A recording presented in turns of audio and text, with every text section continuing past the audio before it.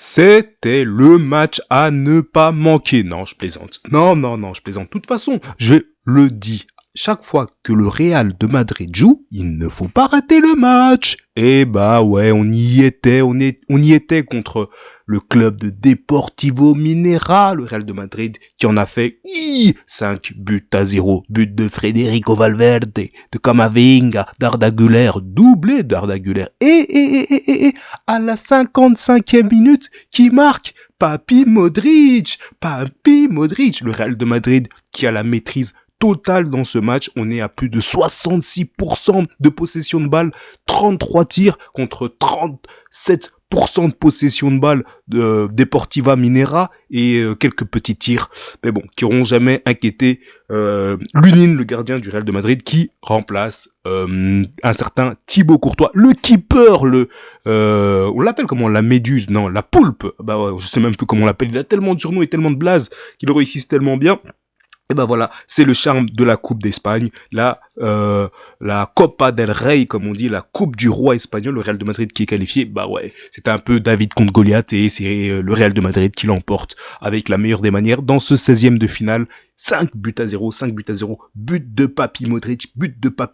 C'était, on peut le dire d'une certaine manière, peut-être le match test, un match piège peut-être, qui aurait le Real Madrid aurait pu être surpris, mais attention, parce que il y avait dans ce match quand même du bon monde, du bon people, comme on dit les anglophones. Arda Güler, Hendrik, dit Bobby Charlton, Brahim Diaz, l'international marocain, comme dit son entraîneur, appelez-le Abdelkader, numéro 21, international marocain, Luka Modric, Papi Modric, Eduardo Camavinga, l'international français, le Congolais d'origine, Mwanamboka, l'enfant du pays, comme disent les Congolais, l'enfant du pays, Federico Valverde, Aguado, Raúl, Diego Aguado et Franz Garcia. Et ouais, il faut saluer la performance de ces enfants du club, dont Franz Garcia, donc la défense à 4 du Real de Madrid, les enfants du centre de formation du Real de Madrid, pur produit des merengues et de l'école de football du Real de Madrid.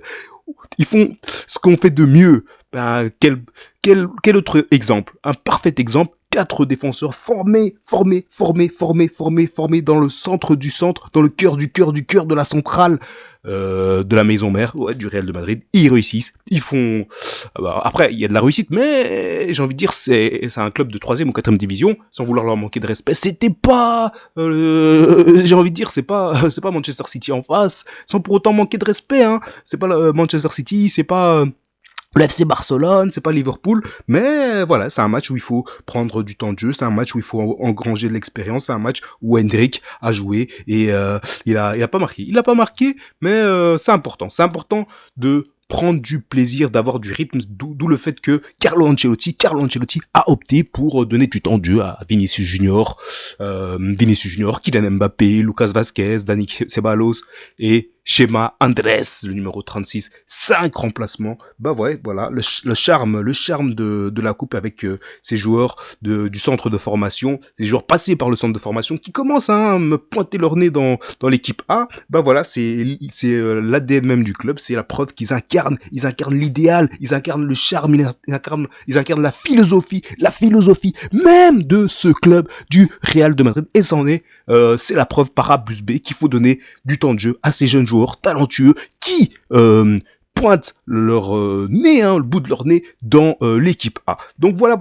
sans plus attendre, bah là, on se rend en Arabie Saoudite, précisément en Arabie Saoudite, pour jouer. On s'arrête plus du côté du Real de Madrid, on s'arrête plus, c'est incroyable, quel rythme effréné.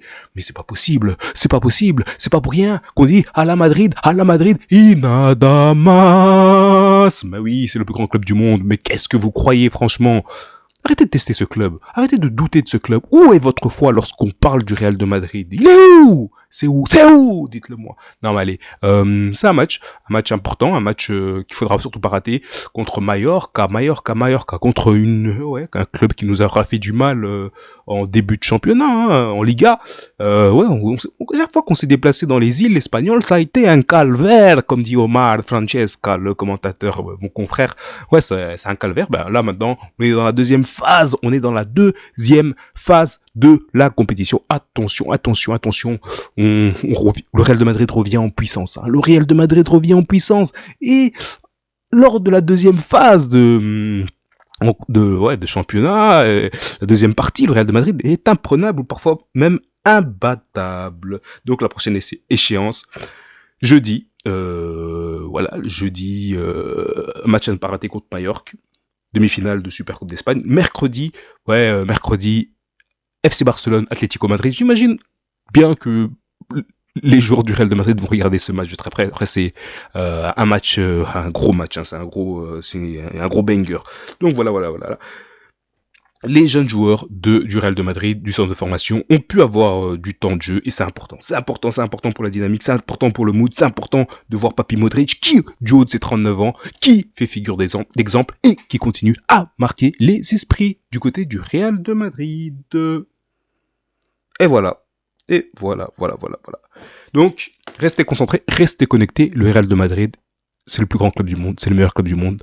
À la Madrid, in Adamas, on le dira jamais assez. Dans la victoire, comme dans la victoire, ou aussi comme dans la défaite, on reste fair play. Le football, c'est d'abord un sport et c'est du fair play. Le respect d'abord. Soyez prudents, soyez prudentes à tous et à toutes. Paix sur vous.